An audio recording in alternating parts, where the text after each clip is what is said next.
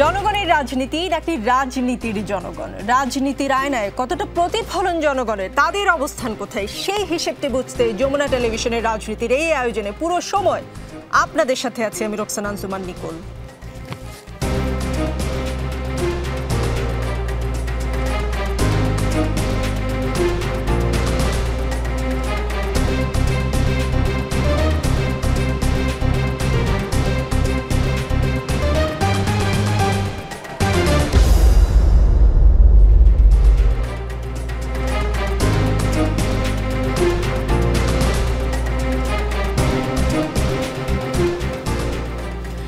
দর্শক, আজকের রাজনীতিতে আমাদের সঙ্গে অতিথি হিসেবে আছেন জ্যেষ্ঠ সাংবাদিক মাসুদ কামাল এবং আমাদের সঙ্গে আছেন বৈষম্য বিরোধী ছাত্র আন্দোলনের আহ্বায়ক হাসনাত আব্দুল্লাহ।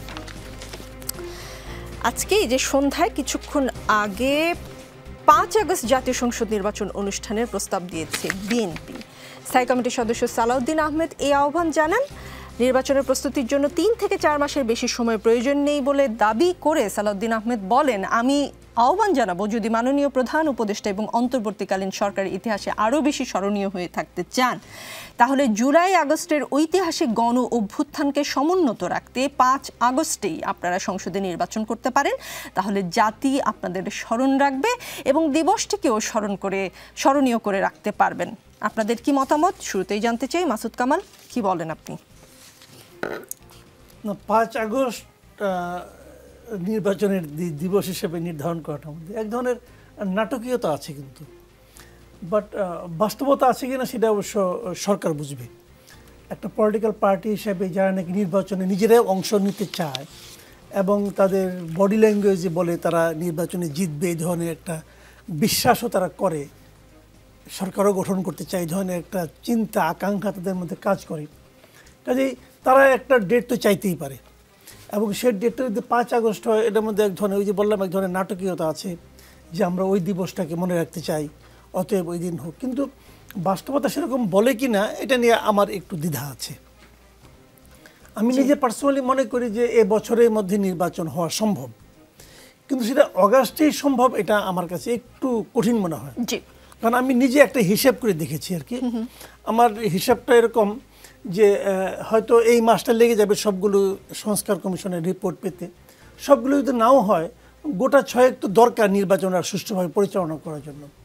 এবং সেটা নিয়ে মনে করেন এরপরে পলিটিক্যাল পার্টিগুলোর সঙ্গে তারা বসবে, সেখানে 2-3 মাস লাগবে আমি মনে করি। 3 মাস ধরেন আপনি, 3 মাস ধরে ফেব্রুয়ারি, মার্চ, এপ্রিল, 3 মাস হলো। তো এপ্রিল মাস যদি হয়ে যায়, এপ্রিলে পরে মে, জুন, আগস্ট, এই 3 মাসে হবে না। কারণ এর মধ্যে যদি আবার আপনার আমি নিজে যেটা চাই যে হলো আগে স্থানীয় সরকার নির্বাচনটা হোক, আমি এটা চাই। কারণ স্থানীয় সরকার নির্বাচনও এই একটা মানে অরাজনৈতিক সরকারের অধীনে হওয়াটা আমি পছন্দ করি। যদি ওটা হয়, আমার বিবেচনা অক্টোবরের আগে করাটা মনে হয় অতটা তাড়াহুড়া হয়ে যাবে। জি হাসনাত আব্দুল্লাহ, একদম শুরুতে 5 আগস্টের পর বিএনপি বলেছিল 3 মাসের মধ্যে নির্বাচনের কথা। পরে তারা সেই অবস্থান থেকে সরে এসেছে এবং প্রথমে বলছিল যে যত দ্রুত সম্ভব নির্বাচন, তারপরে বলল যে এবছর নির্বাচন, তারপরে বলল জুলাই আগস্টের মধ্যে নির্বাচন, এখন একেবারে 5 আগস্ট একটা মোটামুটি নির্ধারিত তারিখ বলছে। আপনার কি মনে হয় বিএনপি কি সরকারের উপর কোনো চাপ প্রয়োগের চেষ্টা করছে কিনা? না, বিষয়টি চাপ প্রয়োগের না, বিষয়টি হচ্ছে একটি গণতান্ত্রিক রাজনৈতিক দল হিসেবে আর যেহেতু আমরা একটা ডেমোক্রেটিক ট্রান্সফরমেশনের দিকেই যাচ্ছি এবং যে সংস্কার বলি আমরা যাই বলি না কেন, যেগুলোই করা হচ্ছে না কেন, সেগুলো একটা ডেমোক্রেটিক ট্রান্সফরমেশনের জন্যই করা হচ্ছে। তো সেই জায়গা থেকে বিএনপি যে বিষয়টি বলছে তারা 5 আগস্ট বা 3 মাস বা 2 মাস তাদের জায়গা থেকে তারা সেটি চাইতেই পারে, সেটি কোনো সেই জায়গা থেকে তাদের জায়গা থেকে আমি কোনো সমস্যা দেখছি না। কিন্তু বিষয়টা হচ্ছে বাস্তবতার জায়গাটি হচ্ছে যে আমরা এই গণঅভ্যুত্থান পরবর্তী সময়ে আমরা যদি আগের যেই একটা কাঠামো রয়েছে, রাজনৈতিক কাঠামো, প্রশাসনিক কাঠামো, আগের যে প্রাতিষ্ঠানিক কাঠামোকে আমরা বিদ্যমান রেখে আবার একটি নির্বাচন আমরা দিতে যাই, সেক্ষেত্রে সেটি কতটুকু গ্রহণযোগ্য হবে, সবার কাছে কতটুকু গ্রহণযোগ্য হবে, সেটি কিন্তু প্রশ্নের জায়গাটি থেকেই যাচ্ছে। যেমন আপনারা দেখেন যে স্থানীয় প্রশাসনের জায়গাটি যদি আমরা দেখি, আমি নির্বাচন কমিশন গঠিত হলো, কিন্তু স্থানীয় প্রশাসনে যারা থাকে আমরা সবাই জানি, মাসুদ কামাল ভাইদের কাছ থেকে আমরা দেখেছি যে অতীতের যে নির্বাচনগুলো হয়েছে সেখানে ইউনুর ভূমিকা, সেখানে এসপির ভূমিকা, আগের রাতে সেখানে একটা ইউনুকে কিনে নেওয়া হয়, এসপিকে কিনে নেওয়া হয় এবং ফলাফল সেখানে ইউনু থেকে এবং এসপি থেকে ফলাফল নিয়ে সেখান থেকে বের হয়ে আসা হয়। তো দেখেন, আপনি যতক্ষণ না পর্যন্ত আপনার এই যে স্থানীয় প্রশাসনে একটা ট্রাস্ট বিল্ডিং এনশিওর করা যাচ্ছে, তাদেরকে আপনি একটা রিফরমেশনের মধ্যে দিয়ে নিয়ে যাচ্ছেন, ক্ষমতা কাঠামোর একটা কাঠামোগত একটা সংস্কার নিশ্চিত হচ্ছে, ততক্ষণ পর্যন্ত এই যে একটা গণতান্ত্রিক যে লড়াইয়ের মধ্য দিয়ে গিয়েছে বিএনপি সহ অন্যান্য ফেসিবাদ বিরোধী যে রাজনৈতিক দলগুলো, তাদের কাছেও নির্বাচনটা কি ওই অর্থে অর্থবহ হবে কিনা সেটি কিন্তু প্রশ্নের জায়গাটি থেকেই যাচ্ছে। আর যেই বিষয়টি, একটা বিষয় কি যে ভাই যেটি বলছেন এই জায়গায় আমিও এই বিষয়ে একমত, বা আমরা আমাদের জায়গা থেকে কথা বলছি, সেটি হচ্ছে যে স্থানীয় যে প্রশাসনের যে নির্বাচন, যে লোকাল গভর্নমেন্টের যে ইলেকশনটা, সেই ইলেকশনটা যদি হয়ে যায় তাহলে সেক্ষেত্রে যেটি হবে যে আমাদের সবসময় দেখা যায় কি একটি রাজনৈতিক যেই দলের অধীনে নির্বাচনের আমাদের কিন্তু খুব সুখস্মৃতি নেই। অতীতে যদি আমরা দেখি, অতীতে আমরা দেখেছি যে দলীয় প্রতীকে নির্বাচন হয়েছে, অতীতে দলীয় যে একটা প্রভাবের মধ্যে নির্বাচনগুলো হয়েছে, সেখানে আমরা দেখেছি স্থানীয় সরকারে কিন্তু স্বচ্ছতা নিশ্চিত হয়নি, অংশগ্রহণমূলক নির্বাচনগুলো হয়নি। সেক্ষেত্রে আমার মনে হয় এই স্থানীয় সরকার নির্বাচন দিয়ে তারপর হচ্ছে একটা নির্বাচন কেন্দ্রিক যে রিফরমেশনগুলো রয়েছে সেই রিফরমেশনগুলো করার পরে এবং হচ্ছে স্থানীয় এই যে প্রশাসনের কাঠামোগত সংস্কার করার মধ্য দিয়ে এবং ন্যূনতম যে জাস্টিস, আমরা যে জাস্টিসের জায়গাটি সেটাকে এনশিওর করে সেটাকে আমরা এই যে ডেমোক্রেটিক ট্রান্সফরমেশনের দিকে অবশ্যই আমরা যেতে পারি। তবে সেটা 5ই অগাস্ট আমার কাছে মনে হচ্ছে এটি খুব দ্রুততম সময়ে হয়ে যায়।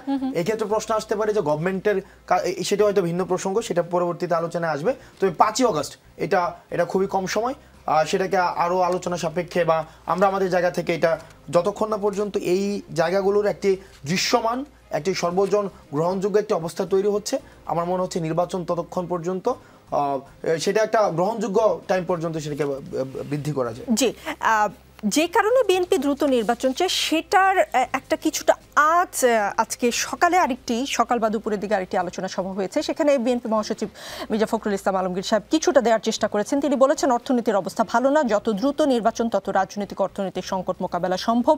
বলেছেন আগে সংস্কার পরে নির্বাচন, এটা খোঁড়া যুক্তি, নির্বাচন ছাড়া কোনো উদ্যোগই সফল হবে না। অর্থনীতির যে হাল সেটি কি আসলে বিএনপি শুধু টের পাচ্ছে, আপনারা পাচ্ছেন কিনা প্রশ্ন রইল। আমি আসছি আপনার কাছে, তার আগে মাসুদ কামাল একটু জানতে এবং বুঝতে চাই, সেন্টার ফর পলিসি ডায়ালগের সম্মানীয় ফেলো দেবপ্রিয় ভট্টাচার্য বলেছেন অন্তর্বর্তী সরকার প্রশাসনিক ও প্রাতিষ্ঠানিক সংস্কারে যতটা মনোযোগ দিচ্ছে অর্থনৈতিক ব্যবস্থাপনায় ততটা দিচ্ছে না। শ্বেতপত্র প্রণয়ন কমিটির প্রতিবেদন জমা হওয়ার 1.5 মাস পার হলেও সুপারিশ বাস্তবায়নে সরকার কিছুই করেনি। অবিবেচনাপ্রসূতভাবে ভ্যাট বাড়ানো হচ্ছে, বলেছেন প্রবৃদ্ধির হার ধীর হয়ে পড়ছে, আবার বেসরকারি খাতে বিনিয়োগ হচ্ছে না। এদিকে কর্মসংস্থানের ক্ষেত্রে সমস্যা রয়ে গেছে। সুষম অন্তর্ভুক্তিমূলক টেকসই অর্থনীতি গড়ে তুলতে যে ধরনের সংস্কার দরকার তার রূপরেখা দেখা গেল না। আপনার কি মনে হয় মাসুদ কামাল যে সরকার কেন অর্থনৈতিক ব্যবস্থাপনায় মনোযোগ দিচ্ছে না এবং অর্থনীতিকে গতিশীল করতে, বা আমি যদি দেবপ্রিয় ভট্টাচার্যের কথাই বলি যে আর একটু সুদৃঢ় করার জন্য কি নির্বাচনটা জলদি হওয়া দরকার কিনা? দেখেন, দেবপ্রিয় ভট্টাচার্য যে কথাগুলো আপনি বললেন আমি এর সঙ্গে মোটামুটি একমত, মানে প্রায় সবই একমত আমি। উনি ঠিকই বলেছেন, এটা 1.5 মাস হয়ে গেল, আপনার একটা শ্বেতপত্র প্রকাশ করতে বললেন, তারা খেটে খুটে করলো, আপনি এটা নিয়ে কিছু করলেন না তো। আমি না এই সরকারকে বলি আপনাকে, আমাকে এই সরকারটাকে একটু নন সিরিয়াস টাইপের গভর্নমেন্ট মনে হয়। They are not serious at all. তারা জানে না অথবা বোঝে না অথবা করে না যেটা তাদের করা উচিত। আমি অনেকগুলো এক্সাম্পল দিতে পারি, আমি আপনাকে মাত্র 2টো উদাহরণ দিচ্ছি। এই বৈষম্যবিরোধী ছাত্র আন্দোলনের একজন লিডার আমাদের এখানে আছেন, ওনারা একটা ঘোষণা দিলেন যে ওনারা 31শে ডিসেম্বর একটা প্রোক্লেমেশন অফ রেভলিউশন তারা প্রকাশ করবেন। প্রথমে তারা সরকার বলল যে এটা একটা ব্যক্তিগত উদ্যোগ, এর সঙ্গে আমরা নাই। 2 দিন পরে সিচুয়েশন বুঝতে পারলো যে কি ঝামেলা হতে পারে, বুঝে টুঝে বললো না ঠিক আছে আমরাই করব, জাতীয় ঐক্যমত্যের বিরুদ্ধে করবো, মাধ্যমে করব। ছাত্ররা মেনে নিল। তারা কেন মেনে নিল? কারণ তারা সরকারের উপর আস্থা রাখলো, ভরসা রাখলো। সরকার পলিটিক্যাল পার্টিগুলি নিয়ে বসলো। কবে বসলো? ছাত্ররা একটা আলটিমেটাম দিয়েছিল যে 15 জানুয়ারির মধ্যে করতে হবে। তারা কবে বসলো? 16 তারিখে। কেন তারা এই 15 দিন বসলো না কেন? তাহলে তারা কি বোঝাতে চাইলো যে তোমাদেরকে আমরা কোনো গুরুত্বই দিচ্ছি না? এটা বোঝাতে চাইলো? এটা তুমি বোঝাতে চাও তাহলে তুমি সরাসরি আলাপ করো, তুমি ছাত্রদের ডেকে বলো যে তোমাদের এই যুক্তিগুলি ঠিক না, এটা প্রয়োজন নাই কোনো, তুমি এটা বলছোও না। আবার ওদের যে আলটিমেটাম সেটাকে তুমি ইগনোর করছো কেন? এই যে একটা আমি ধরলাম বৈষম্যবিরোধী ছাত্র আন্দোলন কেউ না, 10-12 জন লোক ধরে নিচ্ছি আমি, একদম উইক, আমি তাও ধরে নিচ্ছি হাইপোথেটিক্যালি, ওরা পাত্তা না দেওয়ার মতো তাও ধরলাম। কিন্তু এরা তো একটা দাবি তুলেছে, এই দাবিটা যদি এতই গুরুত্বহীন হলো তাহলে তোমরা কেন বললা যে আমরা করব? ওরাই করতো, পারলে পারতো, না পারলে না পারতো, দেখতাম মাঠে কি হয়। তুমি ওইটাকেও ভয় পাও, আবার থাপ থুপ দিলা, বিয়ে তুমি কিছু করলা না। আর যেটা সে করছে 16 তারিখে ওটা কিছু হয়েছে কিছু হোয়াটসঅ্যাপে মেসেজ পাঠায় আপনি আসেন, কেউ কেউ আসে, কেউ কেউ আসে না। এবং যারা আসে তারা কি বলে গেল? কোনো পথ দেখাই গেল না। তাহলে কি হলো? ওরা যে দাবিটা তুললো, এই দাবিটাকে কোনো গুরুত্ব দেওয়া হলো না। কেন দিল না? মানে হলো এই সরকার, আমি যে বইয়ের কথা বলছি, তারা সিরিয়াস না, তারা কোনো বিষয়ের উপর সিরিয়াস না। এখন উনি হতে পারেন নন সিরিয়াস, এটা ওনার ব্যাপার, আমার কোনো আপত্তি নাই। কারণ ইউনুস সাহেব তো আগেও কিছুদিন আপনি দেখেছেন, ওই যে আপনার নিউ এজের সম্পাদকের সঙ্গে একটা ইন্টারভিউ দিয়েছেন। ওই ইন্টারভিউর মধ্যে উনি বেশ সুন্দর করে গুছিয়ে গেছি বললেন যে উনি নিজেও এই জগতের লোক না, অন্য জগতের লোক, তবু আসছেন কেন, দেখি কিছু করা যায় কি না। তারপরে বললেন আপনার উপদেষ্টারা ভালো বোধে কাজ করে না। উনি বলতেছেন যে আমারই তো অনেক ব্যর্থতা আছে, ওনাদেরকে আমি কী করে বলি। তার মানে কি উনি নিজেই বুঝলেন যে ওনার অনেক ব্যর্থতা আছে। তারপরে অন্য যাদেরকে নিয়ে আসছেন তাদেরও ব্যর্থতা আছে, উনি নিজে কিন্তু বুঝতে পারছেন। এতগুলি ব্যর্থ লোক একসঙ্গে হয়েছে কেন? দেখি কিছু করা যায় কিনা, মানে এক্সপেরিমেন্ট করবেন। উনি এক্সপেরিমেন্ট করেন বা ওরা ঘরে সারাদিন করেন, আমার কোনো আপত্তি নাই। দেশ ও জাতি নিয়ে তো ওনাকে এক্সপেরিমেন্ট করার কোনো অধিকার কেউ দেয় না। দেশ ও জাতি নিয়ে এক্সপেরিমেন্ট করছেন কেন? উনি প্রত্যেকটা জায়গায় এই কাজটা করছেন, সিরিয়াসলি কোনো কিছু নিচ্ছেন না। এবং এই শ্বেতপত্রের ক্ষেত্রেও একই কথা বলেছেন। এবং শ্বেতপত্রের দুরবস্থা দেখা আমার কাছে মনে হচ্ছে ওই যে সংস্কার কমিশন যেগুলি করছে ওগুলো নিয়ে উনি একই কাজ করবেন। উনি আসলে কি যে করবেন উনি নিজেও জানেন। আপনি মনে করছেন যে দেশ ও জাতি নিয়ে এক ধরনের এক্সপেরিমেন্ট চলছে। হাসনাত আব্দুল্লাহ, যদি সরকার সিরিয়াস নাই হয়, যেই আশঙ্কাটা মির্জা ফখরুল সাহেব করেছেন এবং সকালবেলা বলেছেন যে অর্থনীতির অবস্থা ভালো না, যত নির্বাচন তত রাজনৈতিক অর্থনৈতিক সংকট মোকাবেলা সম্ভব, তাহলে যেই সংস্কারের কথা আপনি বলছেন যে স্থানীয় নির্বাচন হবে, স্থানীয় সরকার নির্বাচন, তারপরে নির্বাচন হবে, সকল স্থানীয় সরকারে প্রশাসন সংস্কার করে, অত দূর পর্যন্ত মাসুদ কামালের ভাষায় সিরিয়াস না সরকারটা জাতিকে টেনে নিয়ে যেতে পারবে কিনা, কি মনে করেন? আচ্ছা, প্রথমে যে জিনিসটা আমরা বারবার বলছি, শুরু থেকে বলছি যে এই গভর্নমেন্টটা হওয়া উচিত ছিল একটা রেভলিউশনারি স্পিরিটের একটা গভর্নমেন্ট, কিন্তু এই গভর্নমেন্ট হয়ে গিয়েছে একটা কনস্টিটিউশনাল ব্যুরোক্রেটিক গভর্নমেন্ট, যেখানে হচ্ছে সব কিছু একটা ব্যুরোক্রেসির মধ্যে দিয়ে একটা লাল ফিত্তার একটা দৌরাত্মের মধ্যে সব কিছুকে নিয়ন্ত্রণ করার বা পরিচালিত করার চেষ্টা করছে, যেটা হচ্ছে এই আন্দোলনের যে একটা বা যেটা ধারাবাহিকতা ছিল, স্পিরিট ছিল, সেটা সম্পূর্ণ পরিপন্থী। কিন্তু একই সাথে সাথে একটা বিষয় দেখতে হবে যে আমরা ইতিহাসের যে প্রত্যেকটা পর্যায়ে সেক্ষেত্রে আমরা প্রতারিত হয়েছি। প্রত্যেকটি যে রাজনৈতিক দল যারা হচ্ছে ক্ষমতায় এসছে বিভিন্ন সময়ে, আমরা দেখেছি যে আমরা যে ধরনের যে ক্ষমতা পরিবর্তনের যে ধরনের একটা সুষ্ঠু একটা সেফ একটা ট্রান্সফরমেশন একটা মেথডস প্রয়োজন ছিল, আমরা দেখেছি প্রত্যেকটি রাজনৈতিক দল সেটি আমরা দিতে ব্যর্থ হয়েছে বলেই কিন্তু আজকে 24 আমাদেরকে দেখতে হয়েছে। না হয় আমাদের আজকে 24-এর যে পটভূমি সেটি কিন্তু তৈরি হতো না। সেই জায়গাটি থেকে আমরা প্রত্যাশা করছি, আমরা বারবার চেয়েছি যে অন্তত যে ডেমোক্রেটিক ট্রান্সফরমেশনের জন্য ন্যূনতম যে সংস্কারগুলো রয়েছে, যেমন আমাদের প্রথমেই দেখেন আওয়ামী লীগের প্রশ্নে কিন্তু এখন আমরা কোনো সমাধান আসতে পারি নাই। আমরা দেখছি যে আওয়ামী লীগের পক্ষে এক ধরনের সিম্প্যাথি ক্যাম্পেইন চালু হয়েছে, যেখানে দেখা যাচ্ছে যে এত মানে লার্জ স্কেইলের একটা কিলিংয়ের পরেও আওয়ামী লীগের পক্ষে একটা সিম্প্যাথি ক্যাম্পেইন রয়েছে।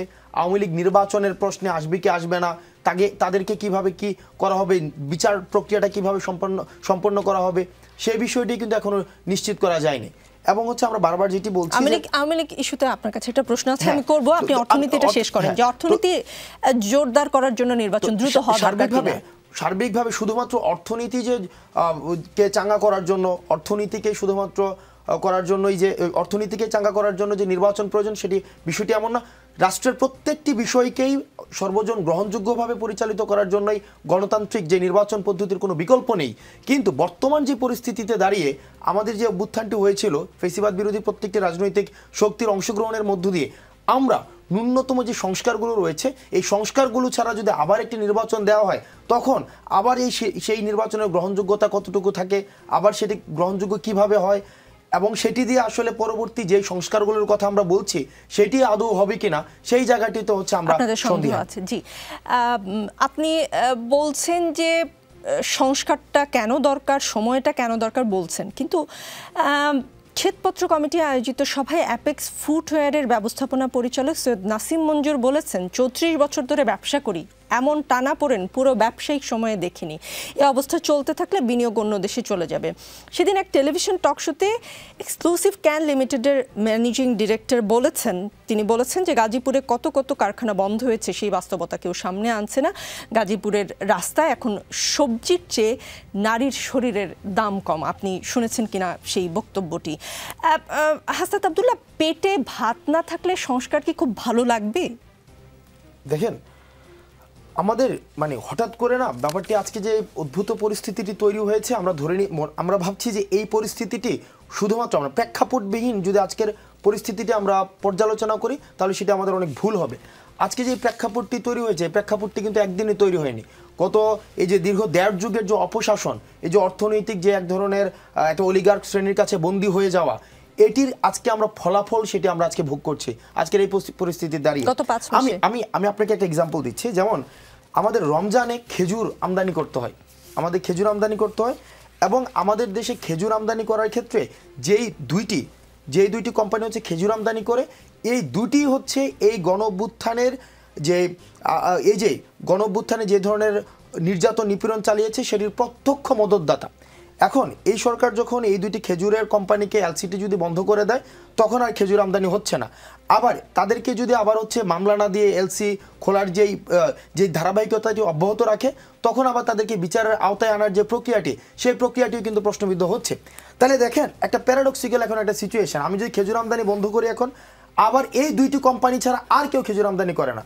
এবং ঠিক একই ক্ষেত্রে রিফাইনারি অয়েলের ক্ষেত্রে যে ইডিবল যে অয়েলের ক্ষেত্রে এটি হয়েছে, সেটা মাত্র 2টা কোম্পানিকে দেওয়া হয়েছে, এবং তাদেরকে এমনভাবে হচ্ছে প্যাট্রোনাইজ গভর্নমেন্ট করেছে, এই 2টা কোম্পানির বাইরে অন্য কাউকে দেওয়া হয়নি।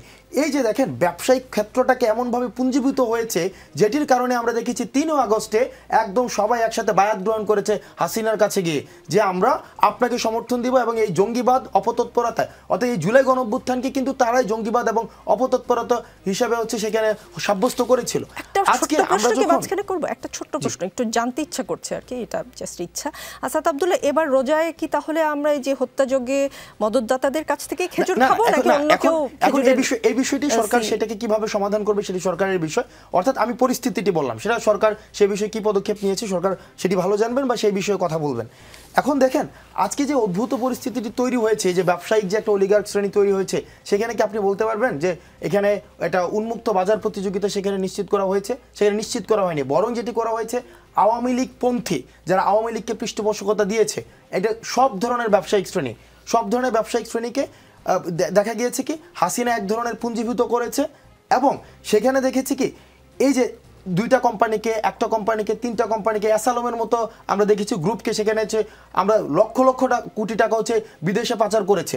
তো সেই জায়গা থেকে এই যে পরিবর্তনটাকে যদি আমরা একটা ইতিবাচক পরিবর্তনের দিকে যেতে চাই, সেক্ষেত্রে আমাদের একটা সময় প্রয়োজন। দেখেন, অগাস্টের পরবর্তী সময় বিষয়টা এমন হয়নি যে নতুন করে সমস্যা সৃষ্টি হয়নি, বরং সরকারের প্রত্যেকটা কাজে কাজে সেখানে বাধা দেওয়া হয়েছে। আমরা এমনভাবে বিষয়টা ব্যাখ্যা করছি যে 8ই অগস্ট সরকার গঠন করেছে, আজকে পর্যন্ত সরকার নতুন কোনো পরিস্থিতির সৃষ্টি হয়নি। যেমন আমি আপনাকে ডিসেম্বরের একটা তথ্য দিচ্ছি, ডিসেম্বর পর্যন্ত শুধুমাত্র ঢাকা শহরে 184টা সেখানে আন্দোলন পরিচালিত হয়েছিল। প্রত্যেক দিন সেখানে আন্দোলন রয়েছে। আমরা দেখতে পাচ্ছি যে এই যে রাষ্ট্রের একটা এই যে বিশাল একটা প্যারাডাইম শিফট হয়েছে, গভর্নমেন্টকে কিন্তু ইনস্ট্যান্ট এখানে অনেকগুলো সমস্যা রয়েছে। একটা হচ্ছে 15 বছরে যে সমস্যাগুলো সৃষ্টি হয়েছে সেগুলোকে মোকাবেলা করা, বর্তমানে প্রতিনিয়ত যে সমস্যাগুলো সৃষ্টি হচ্ছে সেগুলোকে মোকাবেলা করা। আমি ওই কথায় আসছি। দেখেন, কিন্তু এই জায়গায় এটি দুঃখজনক যে গভর্নমেন্ট আমাদের যে প্রম্পট অ্যাকশনের প্রয়োজন ছিল, দ্রুত গতিতে অ্যাকশনের প্রয়োজন ছিল, আমরা দেখছি সেইখানে কোনো না কোনোভাবে একটা কম্প্রোমাইজের একটা বিষয় রয়েছে। যেমন আমরা এসএসএফ এর ডিজির বাসায় থেকে দেখলাম যে আওয়ামী লীগের এক নেতাকে উদ্ধার করা হয়েছে। এই যে রাষ্ট্র ব্যবস্থার সব জায়গায় এক ধরনের ছাত্রদেরকে ঢাল বানিয়ে এক ধরনের প্রতারণা করা হচ্ছে, এই বিষয়টিকে আমিও সন্দেহ করছি। তবে আমার কাছে মনে হয় যে নির্বাচন একটি অবশ্যই নির্বাচনের মধ্য দিয়ে উত্তরণ সম্ভব, তবে সেটি যে অগাস্টের মধ্যে নির্বাচন দিলে, সেপ্টেম্বরের মধ্যে নির্বাচন দিলে সেটি গ্রহণযোগ্য হবে না, সেটা মাসুদ ভাই বলেছেন। আমাদের কাছে যে বিষয়টি মনে হয়, আমরা বারবার যেটি বলছি, আমরা এই যে ছাত্র জনতা যারা রাস্তায় নেমে এসেছিল, আমরা দেখেছি আমরা এখানে একটা যৌক্তিক সংস্কারের মধ্য দিয়ে নির্বাচন কেন্দ্রিক যে যৌক্তিক সংস্কারগুলো রয়েছে, ন্যূনতম সেখানে বিচারটিকে নিশ্চিত করা, আমরা বারবার বলছি বিচারটিকে নিশ্চিত করা, সেখানে নির্বাচন কেন্দ্রিক যে সংস্কারগুলো রয়েছে, মাঠ প্রশাসন, স্থানীয় প্রশাসন, পুলিশ, এই যে তারপরে হচ্ছে এই যে জুডিশিয়ারি, এই বিষয়গুলিকে সংস্কার করে দিয়ে তারপরে হচ্ছে নির্বাচনের দিকে যাওয়া যেতে পারে। তবে অর্থনৈতিক যে জায়গাগুলো রয়েছে, অর্থনৈতিক জায়গা থেকে আমাদের যে অর্থনৈতিক যে উত্তরণের যে পথটি, উত্তরণের পথটি এই ক্ষেত্রে আমাদের গভর্নমেন্টের প্রতি আমরা যে হঠাৎ করে ভ্যাট বাড়িয়ে দিয়েছি সেটিকেও আমরা ইতিবাচকভাবে দেখছি না। আমার কাছে মনে হয় গভর্নমেন্টের এই বিষয়ে আরো দ্রুততম সময়ের মধ্যে এই বিষয়ে প্রম্পট অ্যাকশন নেওয়া উচিত। মাসুদ কামাল, আজ বিএনপির ভারপ্রাপ্ত চেয়ারম্যান তারেক রহমান বলেছেন সামনে নির্বাচন এত সহজ নয়, আপনারা যত সহজ ভাবছেন, নেতাকর্মীদের উদ্দেশ্যে বলেছেন। তারেক রহমান কি কর্মীদের সতর্ক করলেন? মানে যদি সতর্ক করে থাকেন সেটা তো ডেফিনেটলি একটা স্মার্ট মুভ বা smart way of doing politics, নাকি তিনি কোনো ষড়যন্ত্রের গন্ধ পাচ্ছেন? কোনটা মনে হয়? তারেক রহমান সাহেবের মানে আমাদের চেঞ্জ দেখেছিলাম আমার বিবেচনায় আর কি। এর মাঝখানে আমার কাছে মনে হয়েছিল উনি অনেকটাই যেন আগের মতো নয়, একটু পরিবর্তন হয়েছেন এবং মানুষ কি চায় সেরকম করার চেষ্টা করছেন। কিন্তু ওনার সবচেয়ে বড় সমস্যা কি জানেন? ধরা যাক আমি একজন বিএনপির খুবই অনুগত লোক, বিএনপিকে ভালোবাসি, ধরা যাক হাইপোথেটিক্যালি।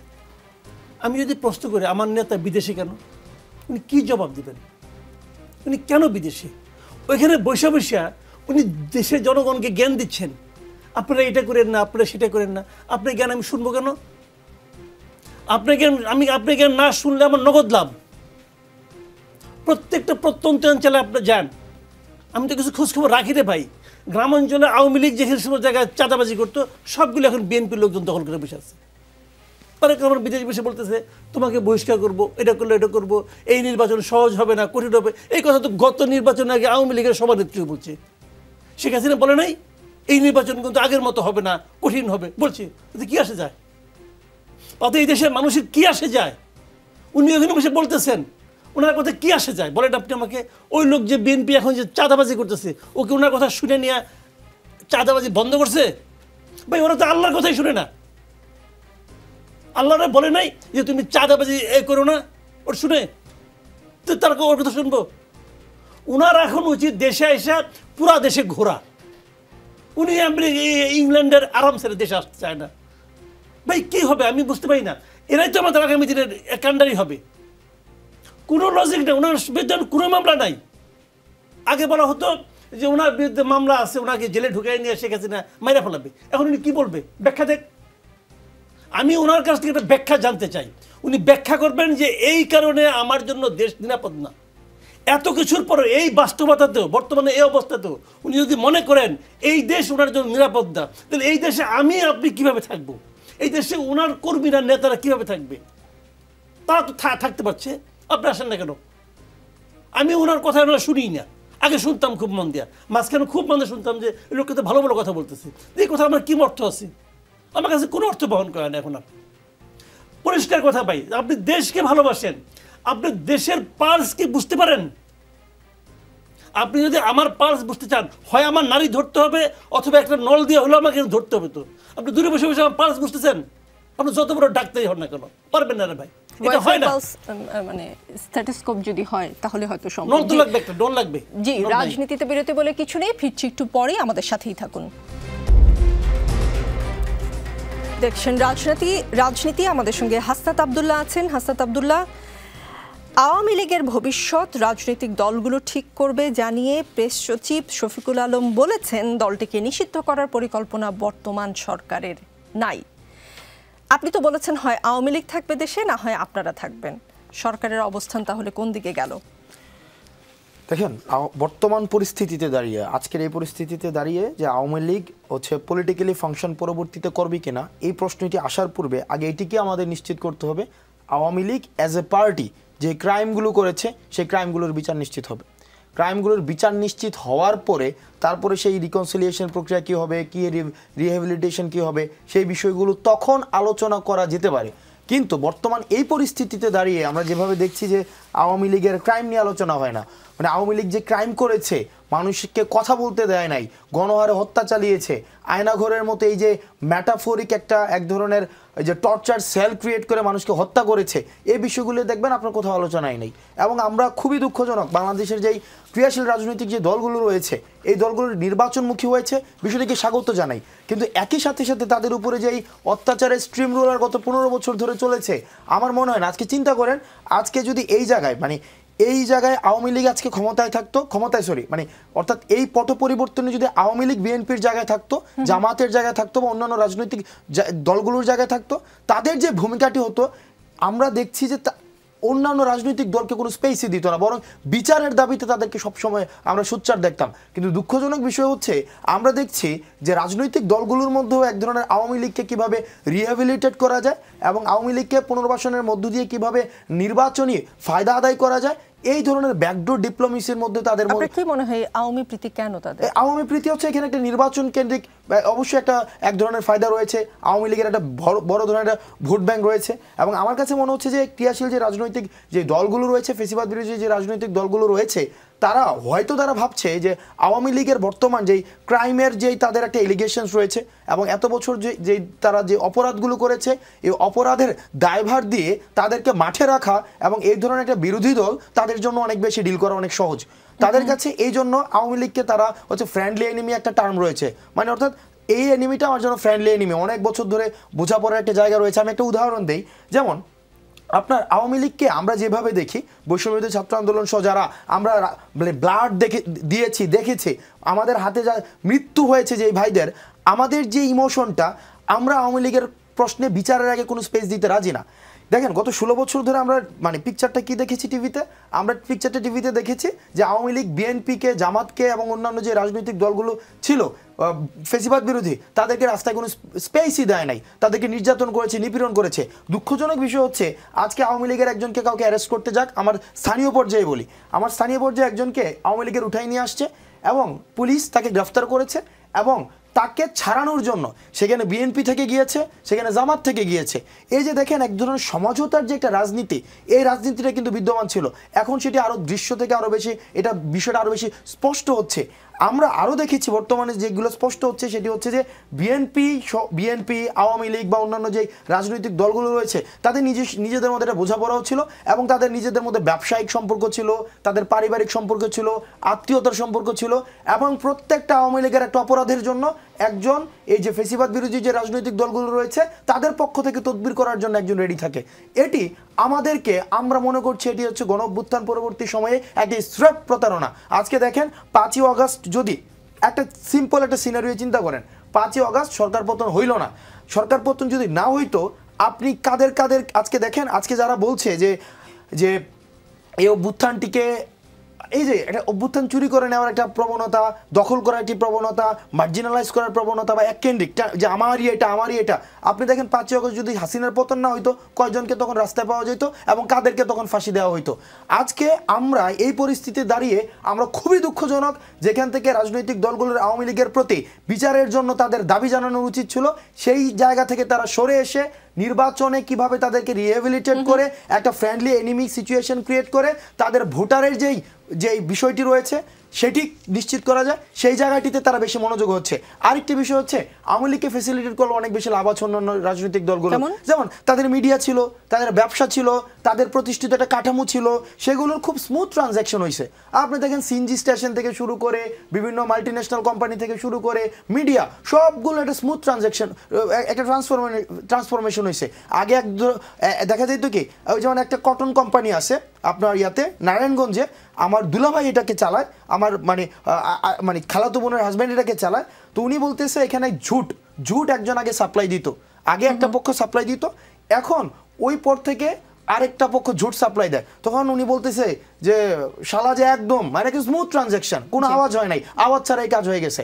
আপনি দেখবেন প্রত্যেকটা জায়গায় এই আওয়াজ ছাড়াই কাজ ট্রানজ্যাকশনগুলো হয়ে গিয়েছে। সুতরাং আমরা অন্যান্য যেই যে দেখা গিয়েছে কি তাদের বিজনেস যে এই তাদের থেকে বিজনেস নেওয়া যাবে, মিডিয়া নেওয়া যাবে, তাদের যে কাঠামো প্রতিষ্ঠিত যে কাঠামো রয়েছে কাঠামো সুবিধা পাওয়া যাবে, এবং তাদের যে জনবল রয়েছে জনবলের সুবিধা পাওয়া যাবে।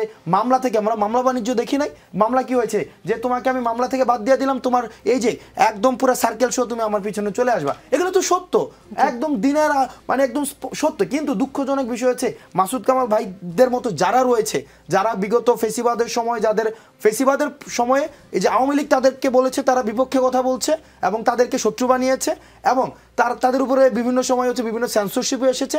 আমরা তাদের জায়গা থেকে আমরা দেখেছি তারা এই বিষয়টা তেমন একটা তাদের জায়গা থেকে তারা খুব বেশি ভোকাল না।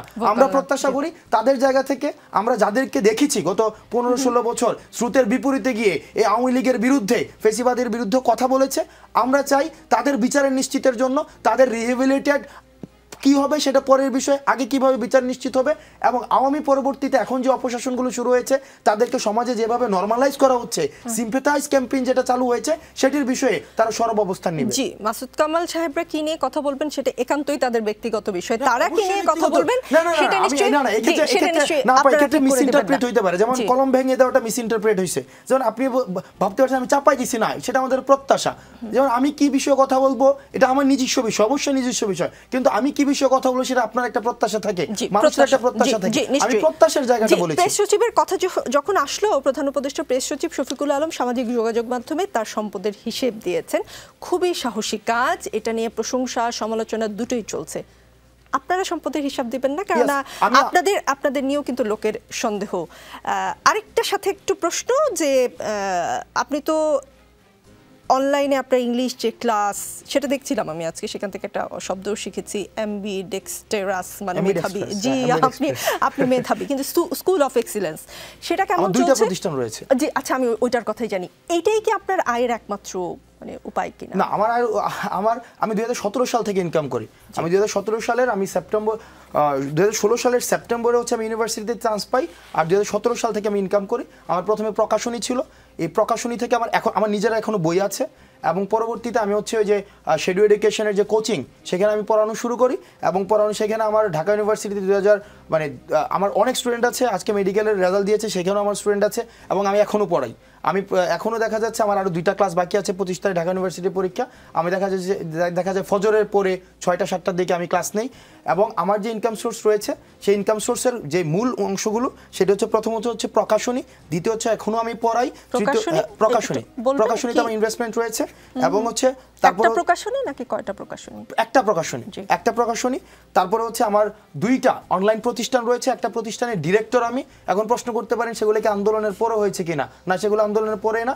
যেটার আমি ডিরেক্টর সেটা হচ্ছে 2023 সালের জুন মাসে সেটার আমি হচ্ছে চুক্তিবদ্ধ হয়েছে, এবং সেখানে আমার একটা ইনভেস্টমেন্ট রয়েছে। তারপরে হচ্ছে আরেকটা প্রতিষ্ঠান আমি পড়াই, অনলাইন প্রতিষ্ঠানে আমি পড়াই, সেখানেও হচ্ছে আমি কোর্স বিক্রি করি, আমার কোর্স বিক্রি করি, এবং এই কোর্স থেকে রেকর্ডেড কোর্সও সেখানে বিক্রি হয়, এবং সেখানে লাইভ কোর্সও বিক্রি হয়। এগুলো হচ্ছে আমার ইনকাম সোর্স। এবং আমি রাজনৈতিক দল পরবর্তীতে যদি আমরা হই বা রাজনৈতিকতে যদি আমি যাই বা খুব দ্রুততম সময়ে আমার যে ইনকাম রয়েছে, আমার বাবার যে ইনকাম রয়েছে, আমার স্ত্রীর যে সম্পদ রয়েছে, বা আমার মা এবং অত ফার্স্ট হ্যান্ড রিলেটিভ যাদের রয়েছে, আমি সেটাকে অবশ্যই প্রকাশ করব। সেক্ষেত্রে একটা বিষয় রয়েছে, দেখেন আমি যখন ইনকাম ওই যে শফিক ভাইয়ের যে ইনকাম সোর্স দিয়েছে, তো আমাদের ক্ষেত্রে যেটা হয়েছে, আমি স্টুডেন্ট অবস্থায় আমি কিন্তু জাস্ট মানে ইউনিভার্সিটি লাইফ শেষ করেছি, তো আমাদের ক্ষেত্রে দেখা গিয়েছে কি অনেক ট্রানজ্যাকশন আমাদের হাতে নিতে হয়েছে। যেমন আমি একটা কোচিংয়ে ক্লাস নিতাম, 15,000 টাকা দিত, এটা আমি হাতে নিয়েছি, এটা কিন্তু আমার কোনো হিসাব নাই। বা ট্যাক্সের যে বিষয়গুলো এখন আসছে, তখন কিন্তু এই বিষয়গুলো এখনো আসেনি, মানে ওই সময় পর্যন্ত আসেনি। সুতরাং এই জায়গাগুলো স্পষ্ট করে, এবং যেটাকে একদম স্বচ্ছভাবে আমার ব্যক্তিগত আমার যেই ইনকাম সোর্স রয়েছে সেটাকে অবশ্যই আমি প্রকাশ করব। কারণ একটা মানুষ মনে করছে যে আমরা হয়তো আন্দোলন পরবর্তী সময় আমাদের টাকা হয়ে গিয়েছে, এই হয়ে গিয়েছে, সেটার কম্পারেটিভ যে আলোচনাটা তখন হতে পারে। তবে আলহামদুলিল্লাহ আমি আমার জায়গা থেকে 2017 সাল থেকে আমি সচ্ছল, তখন থেকে আমি পরিবার চালাই, এবং তখন থেকেই একটা সমাজে বেঁচে থাকার জন্য। আপনি যদি নির্বাচনে রাজনৈতিক দল করেন এবং নির্বাচনে দাঁড়ান, তখন আপনি না আমি এখনই দেব, মানে এখন সময়টাই জানতে চাচ্ছি, এখন বলতে হচ্ছে আমি এই মাসের শেষের দিকের মধ্যে হচ্ছে আমি আমার যে আয় বিবরণী মানে আমার যে ইনকাম রয়েছে আমি ইনকাম প্রকাশ করব এবং আমার ইনকামের সোর্স জানার জন্য আমি প্রকাশ করার আগে আপনারা আমার প্রতিষ্ঠানগুলো যেগুলো রয়েছে সেগুলোকে সার্চ করলেই দেখবেন যে সেগুলোর হচ্ছে সেগুলোর অর্থ কি পরিমাণ ইনকাম করে প্রত্যেক বছর আসে। 5 মাস আগে আপনার আয় কত ছিল, আপনার সম্পদ কত ছিল, আর 5 মাস পরে কত, সেটা তফাৎ জানতে পারবো? সেটা আপনি এখনো যদি সার্চ করেন যে স্কুল অফ এক্সিলেন্সের কোর্সগুলোতে কি স্টুডেন্ট মানে কতজন কিনেছে সেখানে লেখা আছে কতজন কিনেছে এই কোর্সটা, এবং সেটার সাথে যদি আপনি কোর্সের দাম কত সেটা গুণ দেন এবং সেটা 10% আমি পাই এবং ডিরেক্টর অ্যালাউন্স বাবদ আমি প্রত্যেক মাসে 90,000 টাকা পাই এখন থেকে না। এই যে স্কুল অফ এক্সিলেন্সে ডিরেক্টর অ্যালাউন্স বাবদ আমি একদম নর্মালি ইনকাম নিয়ে কথা আমার তখন থেকে 90,000 টাকা হচ্ছে ডিরেক্টর অ্যালাউন্স প্রত্যেক মাসে 2023 সালের জুন থেকেই, এবং বছর শেষে যে ইনকাম হয় সেটার 10% আমি পাই। এবং যদি আমি ক্লাস নেই মানে আমার প্রতিষ্ঠান যেটা আমি ডিরেক্টর সেটার যে আমি যদি ক্লাস নেই প্রত্যেক ক্লাসের জন্য আমার 10,000 টাকা সেখানে হচ্ছে আমাকে দেওয়া হয়। আর যদি ক্লাস না নেই ফ্রিল্যান্সিং অন্য কাউকে দিয়ে ক্লাস করাই সেক্ষেত্রে শুধুমাত্র বছর শেষে আমার যেই মোট লাভের আমি 10% পাই। আর আরেকটা প্রতিষ্ঠান যেটা এসিএস, আমি বলছি এসিএসে আমি পড়াই, সেখানে ইংলিশ কোর্সটা এই বছর প্রায় আমার 16,000 স্টুডেন্ট কিনেছে। সেক্ষেত্রেও মোটামুটি পুরো কোর্স 8 কোটি টাকার বেশি বিক্রি হয়েছে, সেখান থেকে আমি প্রায় 50 লাখ টাকার মতো হচ্ছে আমি এই কোর্স শেষে পাবো 3 মাসে। কারা কিনেছে সেটা তো জানা যাবে। 17,000 কারা? আপনি চাইলে আপনি নিজেও কিনতে পারবেন, আমি আশা করব আপনি নিজে কিনবেন। কোন 17,000 আসলে 17,000 মানুষ কিনেছে কিনা সেটা নিশ্চয়ই আপনি এখনই দেখতে পারবেন। এবং এটা একটা প্রচারও হয়ে গেল যে যমুনা টেলিভিশনে যেখানে 1 সেকেন্ডের মানে 1 মিনিটের একটা বিজ্ঞাপন দিতে 70,000 টাকা লাগে, সেখানে আমার দুইটা প্রতিষ্ঠানের বিজ্ঞাপন হয়েছে, আমার দুইটা প্রতিষ্ঠান স্কুল অফ এক্সিলেন্স এবং এসিএস। না সেই সুযোগটা আপনাকে দেওয়া উচিত হয়েছে কিনা আমি ঠিক বুঝতে পারছি না। আসছি মাসুদ কামাল, সরকারকে সমর্থন করছি, তবে এই সরকার যদি শিক্ষক সহ বিভিন্ন সেক্টরে বৈষম্য তৈরি করার চেষ্টা করে তাহলে সমর্থন করব না বলে মন্তব্য করেছেন নাগরিক ঐক্যের সভাপতি মাহমুদুর রহমান মান্না। এটা কিসের লক্ষণ? লক্ষণ শুনেন আমি বলি, একটা জিনিস হলো কি, এই সরকারের নানা দিক দিয়ে নানা ধরনের ব্যর্থতা আছে। এই যে দেবপ্রিয় ভট্টাচার্য কথা বললেন, উনি কিন্তু কতগুলো কথা বলেছেন যে এই যে ভ্যাট বাড়ানোর ব্যাপারটা নিয়ে বলেছেন যে এটা খুবই অবিবেচনাপ্রসূত একটা সিদ্ধান্ত। শিক্ষকদের নিয়ে আরেকজন বলতেছেন বিভিন্ন জায়গা থেকে যত আন্দোলন হচ্ছে সব আন্দোলনের জন্য তারা সরকারকে দায়ী করতেছেন। এই দায়ী করাটা যে একেবারে অমূলক তা কিন্তু আমি মনে করি না, কারণ 8 মাস প্রায় 6 মাস তো হয়ে গেল। এই 6 মাসে আপনারা এটা কোনটা সমাধান করতে পারছেন দেখান তো, একটাও সমাধান করতে পারছেন? যতগুলি আন্দোলন হয়েছে কোন আন্দোলনটা আপনার ম্যানেজ করতে পারছেন? এই গভর্নমেন্ট পারছে বলেন? একটা জিনিসকে দেখেন, এই যে আমি অর্থনৈতিক বিষয়টা একটু বলি আপনাদেরকে, এই যে তারা শতাধিক পণ্যে ভ্যাট এবং এক্সাইজ ডিউটি যোগ করলো, মানে সম্পূরক শুল্ক যোগ করলো। পুরো আওয়ামী লীগের আমলে যে দুইজন অর্থনীতিবিদ সবচেয়ে বেশি আওয়ামী লীগের অর্থনৈতিক কর্মকাণ্ডের সমালোচনা করতেন সেই দুইজনই এখানে আছেন, সালেউদ্দিন আহমেদ, আহসান এস মঞ্জুর। দুজন বহুবার আমার সঙ্গে বহুবার বসে তারা আলোচনা করছেন। তারা আওয়ামী লীগ গভর্নমেন্টকে নানা ধরনের উপদেশ দিতেন যে এটা হওয়া ঠিক না, এরকম করা উচিত, এরকম করা উচিত। তো এরকম আরও লোক আছে। তো ওনারা যে এবার একটা এত বড় একটা সিদ্ধান্ত নিলেন, বাংলাদেশের ইতিহাসে অর্থ বছরের মাঝামাঝি একবারে এতগুলি পণ্যের মূল্য বৃদ্ধির ইতিহাস নাই রে ভাই। ওনারা সেই ব্যবস্থা করেছেন।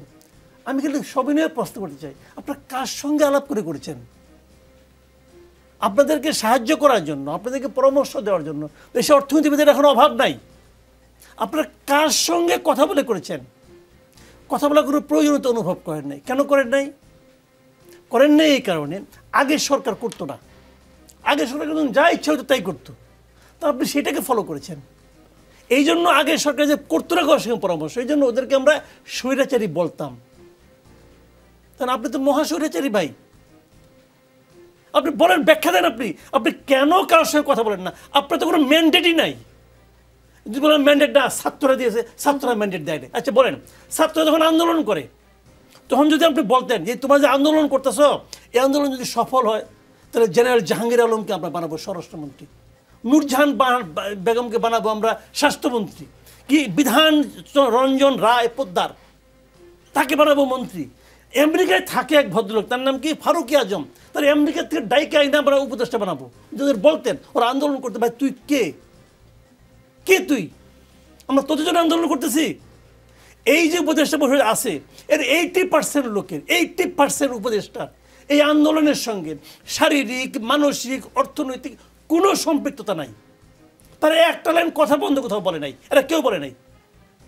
তো আপনি বলেন তারা উপদেষ্টা। একজন আছে লুৎফে সিদ্দিকী, ছিলেন, আর পারিবারিক ইতিহাসগুলো বুঝবেন এটা কে। তারে বানাইছে উপদেষ্টা, উপদেষ্টার পদমর্যাদা বানাইছে। কেন বানাইছে? উনার পছন্দ, উনি বানাইছে। তো এরা এই আন্দোলনকে ধারণ করবে? এরা ধারণ করবে না। এদের টাকা প্রয়োজন, দাও দাম বাড়াইয়া, দিলাম দাম বাড়াইয়া, হয়ে গেল। এদের কোনো দায় দায়িত্ব আছে? যদি এই সরকার ব্যর্থ হয়, এদের কারো কোনো কিছু হবে? সবাই ঘরে একদিন ঘুমিয়ে আসছিল, যে এবার শুয়ে পড়বে, কোনো সমস্যা নাই, বদনাম হবে ডক্টর ইউনূসের। আর আমরা কি হারাবো? আমাদের এই যে প্রত্যাশা, যে কথাটা বলতে বলতে এরা আবেগপ্রবণ হয়ে যায়। আমার ভাইয়ের রক্ত আমার চোখের সামনে পড়ছে, বলে তো এরা, এটা তো বানিয়ে বানিয়ে বলে না রে ভাই। এর কোথায় রিফ্লেকশন কোথায় বলেন আপনি? এদের কার মধ্যে রিফ্লেকশন আছে? এদের কারোর মধ্যে নেই। ওই রক্তক্ষরণ কি এখন হচ্ছে না? যখন একটা জিনিস কিনতে যে প্রতিটা জিনিসের আমি দাম বাড়তি পাই, ও রক্তক্ষরণ হয় না আমাদের? এই রক্তক্ষরণ সে দেখতে পায়? কেউ দেখতে পায় না। একটা বিষয় একটু জানতে চাই মাঝখানে, মাসুদ কামাল, আগামীকাল আবারও সরকারি চাকরিতে যারা বয়সসীমা 35 চান তারা মাঠে নামবেন আন্দোলনে। সরকার শেষ পর্যন্ত বয়স করেছে 32। আন্দোলনকারীদের দাবি বিশ্বের অনেক দেশেই সরকারি চাকরিতে আবেদনের শেষ সময়সীমা 35 থেকে 45, তাহলে আমাদের করতে সমস্যা কোথায়? আপনার কি মনে হয় যে সরকার এই আন্দোলনটিকে জিয়ে রাখলো, নাকি 35 আন্দোলনকারীরা বেশি একটু নাচছে?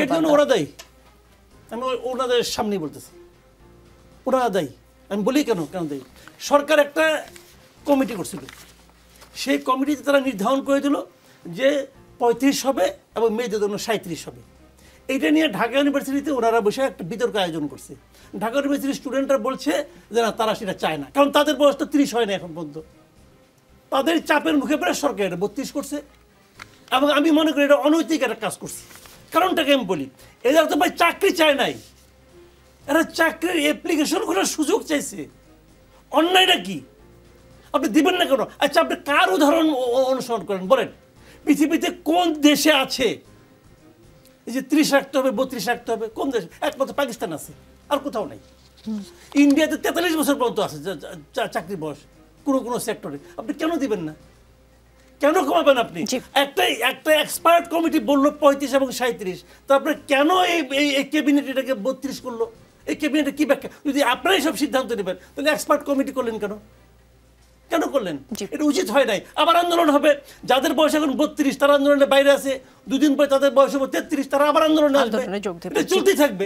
তার মানে আন্দোলনটা জিয়ে রাখা হলো কাইন্ড অফ।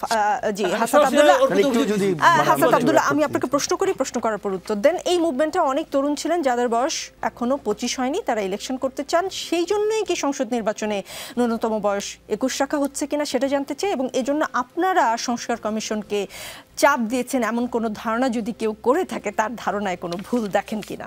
আচ্ছা, প্রথম এই প্রশ্ন আসার আগে মাসুদ ভাইয়ের একটা প্রশ্ন হচ্ছে, মানে আমি পোলাইটলি ডিসএগ্রি করব। বিষয় হচ্ছে যে উনি বলেছেন এটা আমরা করেছি, আমরা চাপ দিয়ে করিয়েছি। আসলে এখন বর্তমান বাংলাদেশের পার্সপেক্টিভে যে ধারণাটা হয়েছে যে ডক্টর মোহাম্মদ ইউনূসের কোনো একটা সিদ্ধান্ত নেবেন, আমার পছন্দ হলো না, আমি বললাম যে এটা স্যার নিয়েন না, এটা ওইটা নেন, উনি মনে এটা নেয়। অথচ আমার ডক্টর মোহাম্মদ ইউনূসের সাথে আজকে পর্যন্ত আমার কোনো কথাই হয়নি, এখনো পর্যন্ত কথাই হয়নি। আমি পারসেপশন উপদেষ্টার সঙ্গে বা মাহফুজ আলমের সঙ্গে তো কথা হয়, পারসেপশনের কথা বলেছি। দেখেন, এই বিষয়টা হচ্ছে কি, একটা প্রস্তাবনা করেছে, সেখানে 35 করা হয়েছে, সেটা নিয়ে বিভিন্ন বিশ্ববিদ্যালয়ে বিভিন্ন জায়গায় সেখানে আলোচনা হয়ে তাদের জায়গা থেকে একটা প্রস্তাবনা দিয়েছে। গভর্নমেন্ট দুইটি প্রস্তাবনা বা দুইটি জায়গা থেকে, বিতর্কের জায়গা থেকে সেখানে গভর্নমেন্ট 32 সেখানে প্রস্তাব দিয়েছে।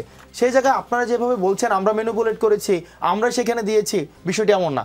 বরং যেটি ছিল, শিক্ষার্থীদের একটি পক্ষ থেকে এক ধরনের প্রস্তাবনা ছিল, আরেকটি পক্ষ থেকে আরেক ধরনের প্রস্তাবনা ছিল, এবং 35-এর যারা আন্দোলন করছে তাদের অধিকাংশ নেতৃত্ব যারা রয়েছে তারাই চায়, অনেকেই চায়, তাদের একটা নেতৃত্বের বড় অংশটাই চায় শুধু 1 বছরের জন্য 35 করা, শুধু 1 বছরের জন্য 35 করা। তার মানে কি আন্দোলনের মধ্যে একটা ভেস্টেড গ্রুপ রয়েছে। তো সেই জায়গা থেকে সরকার যেটাকে এখানে হচ্ছে ফ্যাক্ট বেসড এভিডেন্সের মধ্য দিয়ে যেটাকে যথাযথ মনে করেছে সেখানে 32 করেছে। যদি সেটা 35-এর কোনো পর্যালোচনা খুঁজে পায়, সরকার যদি সিদ্ধান্ত নেয়, সেক্ষেত্রে সেটা হতে পারে, সেটা নিয়ে আমাদের ম্যানিপুলেশনের কোনো জায়গা নেই। এবার আপনি যে দ্বিতীয় যে প্রশ্নটি আসছে যে 21 করার যে বিষয়টি আসছে, ভোটের বয়স, সেক্ষেত্রে আমাদের কোনো চাপ রয়েছে কিনা, আসলে এই শব্দ প্রয়োগগুলো না খুব বেশি মানে আমার ব্যক্তিগতভাবে মানে যে চাপ প্রয়োগ করা, যেমন কিছুদিন আগে দেখলাম মিডিয়াতে মাসুদ ভাই মনে হয় আমাকে নিয়ে কিছু একটা বলেছেন, দেখলাম জনকণ্ঠ নিউজ করেছে যে হাসনাত আব্দুল্লাহকে ধুয়ে দিলেন মাসুদ কামাল। মানে দেখেন দ্য ওয়ে দে, মানে এই যে ওয়ার্ড ক্রাফটিংটা ধুয়ে দিলেন মাসুদ কামাল, যে চাপ দেওয়ার বিষয়টা দেখেন। আমি যখন মাঠের মধ্যে প্রেসারাইজ করা কি আপনার কাছে স্মার্ট লাগে? একই কিন্তু বাংলাতে তো প্রেসারাইজ করে, বাংলা কিন্তু চাপই। আমি শেষ করছি। দেখেন চাপ প্রয়োগ করার বিষয়টা হচ্ছে কি, দেখেন এখানে যদি কোনো মাঠ থেকে কোনো মতামত আসে, পলিসি লেভেলে যদি কোনো ডিসকাশন হয়, এটা নিয়ে যদি মিডিয়াতে কোনো ডিসকাশন হয়, সেটা এক ধরনের গভর্নমেন্টের কাছে এক ধরনের একটা বার্তা যায়। এখন দেখেন আমরা, আপনি মানেন আর না মানেন, মাসুদ ভাই মানুক আর না মানুক, আমি মানি বা না মানি, এটাই সত্য যে আমাদের একটা জেনারেশনাল একটা কনফ্লিক্ট হয়েছে। অর্থাৎ জেনারেশনের সাথে কনফ্লিক্ট হয়েছে বলেই আজকে আমাদের 24-এর গণঅভ্যুত্থানটি আমরা দেখতে পেয়েছি। যেমন দেখেন, আপনার মনে আছে কিনা দেখেন 3 অগাস্টে 14 দলীয় যেই নেতারা ছিল তাদের একটা ছবি আছে, একটা যাদের বয়স 70-এর বেশি, ওবায়দুল কাদের একটা প্রেস কনফারেন্স করছে 3 অগাস্ট বা তারও আগের সময় প্রেস কনফারেন্স করছে, এবং এই আওয়ামী লীগের অপরাধের যে বৈধতা উৎপাদন করছে। এখন দেখেন আমরা কিন্তু তখন বারবার সবাই বলছে আপনারা তরুণদের ভাষাকে শুনেন না, তরুণদের ভাষাকে বুঝেন না, আপনারা তরুণদেরকে স্বীকৃতি দিচ্ছেন না, তাদের সাথে মনস্তাত্ত্বিক দূরত্ব তৈরি হয়েছে। এই কারণে কিন্তু আজকে হাসিনার পতনের জন্য এটি একটি গুরুত্বপূর্ণ কারণ। আজকে বর্তমান বৈশ্বিক বাস্তবতায় 21 বছরের একটা নাগরিক, আমরা মনে করি 21 বছরের একটা নাগরিক সেখানে তার মতামত দিতে পারে, সেখানে একজন ভোটে সে অংশগ্রহণ করার মতো আমরা মনে করি তার এই যে মনস্তাত্ত্বিক যে একটা প্রশস্ততা, মনস্তাত্ত্বিক যে গ্রহণযোগ্যতাটা সেটি হয়। কারণ এখন আর ওই আগের সময় নাই যে আমরা দেখেছি 90-এর দশকে যেটি হতো। অনুষ্ঠানের একটু ইন্টারাপ্ট করতেই হচ্ছে। আপনি বলছেন যে তিনি সংসদ সদস্য হতে পারেন, কিন্তু আপনি নিশ্চয়ই তরুণ প্রজন্ম নিশ্চয়ই বিজ্ঞানও বোঝে। বিজ্ঞান কি বলে জানেন? 25 বছর বয়সের আগে মানুষের মেন্টাল যে ডেভেলপমেন্ট, মানে ব্রেইনের যে ম্যাচুরিটি, সেটা হয় না। সেটা কি করে সম্ভব যে যার ব্রেইনের ম্যাচুরিটি প্রপারলি হয়নি তিনি সংসদ সদস্য হবেন? 14 বছর পর্যন্ত আমাদের যে আছে সেখানে শিশুর যে সংজ্ঞা দেওয়া হয়েছে, দেখেন শিশুর সংজ্ঞা কত বছর পর্যন্ত দেওয়া হয়েছে? শিশুর সংজ্ঞা দেওয়া হয়েছে 17 বছর পর্যন্ত, যদি আমি ভুল না করে থাকি 17 বা 18 বছর পর্যন্ত শূন্য থেকে শিশুর সংজ্ঞা দেওয়া হয়েছে। এখন দেখেন ওই শিশুই কিন্তু হাসিনার পতনের আন্দোলনে সেখানে এসেছে। এখন বৈজ্ঞানিক বাস্তবতা, সামাজিক বাস্তবতায় এবং সেখানে ভৌগোলিক বাস্তবতায় আজকে আমাদের দেখেন গণঅভ্যুত্থানে যে এখানে দেখেন 4 বছর 5 বছরের বাচ্চা 6 বছরের বাচ্চা সহ রাস্তার মধ্যে হাসিনার বিরুদ্ধে সেখানে এসেছিল। তো তার যে আপনি দেখেন সেটাকে কোন বৈজ্ঞানিক কাঠামোয় আপনি ব্যাখ্যা করবেন? এখন সেই জায়গা থেকে মুভমেন্টে অংশগ্রহণ করা সংসদ সদস্যদের কাজ হচ্ছে আইন প্রণয়ন করবেন এবং রাষ্ট্রীয় নীতি পর্যালোচনা করবেন, সেই নীতি প্রয়োজনে পরিবর্তন করবেন। আপনি মনে করছেন সেই নীতি পরিবর্তন বা পরিবর্ধন করার যোগ্যতা 21 বছর বয়সে হয়? এটা নিয়ে আসলে আজকে আর তর্ক করতে পারছি না। একটা লাইন অ্যাড করতে চাচ্ছি, একটা লাইন প্লিজ। সেটা হচ্ছে 21 বছরে সে যদি অংশগ্রহণ করে নির্বাচনী কাঠামোতে, এর মানে সেইটা না যে সে পার্লামেন্টে চলে যাচ্ছে। যদি তাকে মানুষ মনে করে সে গ্রহণযোগ্য, মানুষ সে প্রপার ম্যানিফেস্টো নিয়ে মানুষের সামনে দাঁড়াতে পারে, কনভিন্স করতে পারে, সে অবশ্যই সেখানে যেতে পারে। যদি মানুষ মনে করে যে না, তাহলে মানুষই তাকে ভোট দিবে না। জি, আপনি বলেছেন ফ্যাসিবাদের পক্ষে লিখলে কলম ভেঙে দেব। আপনি সময় টেলিভিশনের মালিক পক্ষের সাথে 30 মিনিট আলাপ করে আসার পর সময় টেলিভিশন থেকে 5 সাংবাদিকের চাকরি চলে যায়। আপনি এই 5 জনকে চাকরিতে পুনর্বহালের দাবি জানান, কিন্তু সেই দাবি সময় টেলিভিশন মেনে নিয়েছে বলে আমরা এখনো খবর পাইনি। আপনার কলম ভাঙার প্রথম প্রচেষ্টা সময় টেলিভিশনে ছিল কিনা? ওকে, একটা প্রশ্ন করতে চাই, মাসুদ কামাল ভাইকে প্রশ্ন করতে চাই। আমি যদি বলি যারা ধর্ষণের পক্ষে লিখবে তাদের কলম ভেঙে দিব, এই বাক্যের সাথে কি আপনি একমত না দ্বিমত? এটা কি কোনো ফেসিবাদের পক্ষে?